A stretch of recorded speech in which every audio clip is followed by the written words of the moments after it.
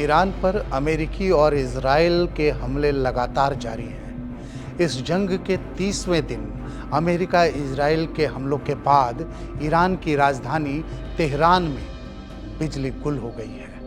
Iran के उप ऊर्जा मंत्री अब्बास अलीबादी के मुताबिक हमलों से अलबोर्ज प्रांत में पावर ग्रिड को नुकसान पहुंचा है। इससे तेहरान और करज के कई इलाकों में ब्लैकआउट हो गया है।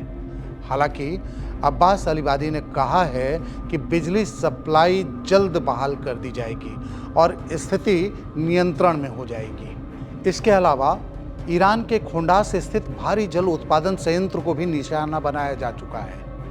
IAEA यानी अंतर्राष्ट्रीय परमाणु ऊर्जा एजेंसी ने भी इस खबर की पुष्टि की है। उसने सोशल नेटवर्किंग साइट X पर लिखा, सैटेलाइट इमेज के एनालिसिस और प्लांट की जानकारी के आधार पर IAEA ने खोंडास स्थित भारी जल उत्पादन संयंत्र की पुष्टि की है।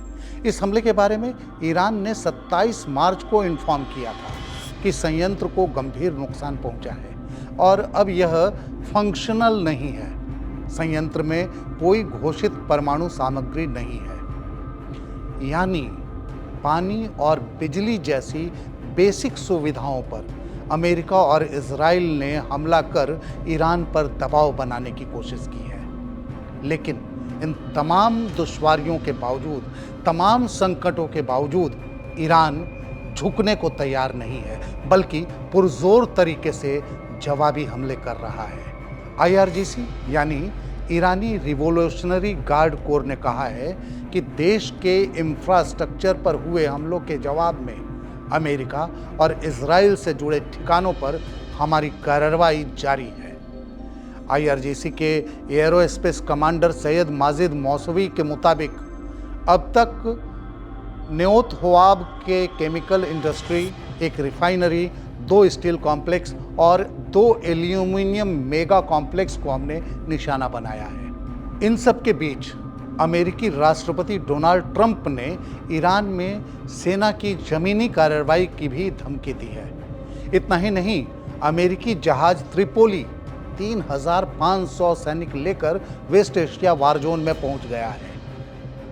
इन स्थितियों पर IRGC के खातम अल अंबिया केंद्र के मुख्यालय के प्रवक्ता इब्राहिम जुल्फकारी ने कहा, ईरानी क्षेत्र के किसी भी हिस्से पर ज़मीनी कार्रवाई या कब्जे की कोरी कल्पना कर ट्रंप ने जो धमकियां दी हैं, उसके जवाब में हम घोषणा करते हैं कि इस्लाम के योद्धा लंबे समय से ऐसी कार्रवाइयों का इंतज़ार कर रहे थे, ताकि यह साबित किया जा सके कि आक्रमण और कब्जे का नतीजा आक्रमणकारियों की बेइज्जती करने वाली कैद, अंग भंग और गायब होने के अलावा कुछ नहीं होगा और अमेरिकी कमांडर और सैनिक फारस की खाड़ी में शार्क के लिए अच्छी खुराक बन जाएंगे।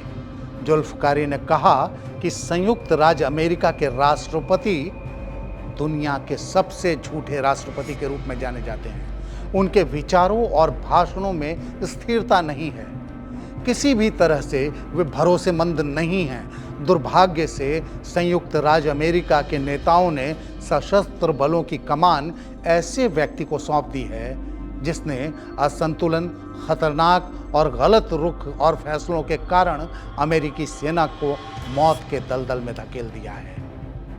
जाहिर है, जुल्फकारी का यह बयान बताता है कि ईरान अमेरिका के किसी भी दबाव में आने को तैयार नहीं है।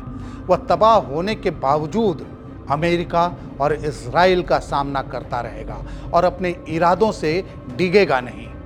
ऐसी स्थिति में 30 दिन से चल रही इस जंग के फिलहाल खत्म होने के आसार नहीं दिख रहे हैं। न ईरान झुकेगा, न ट्रंप बैकफुट पर जाएंगे।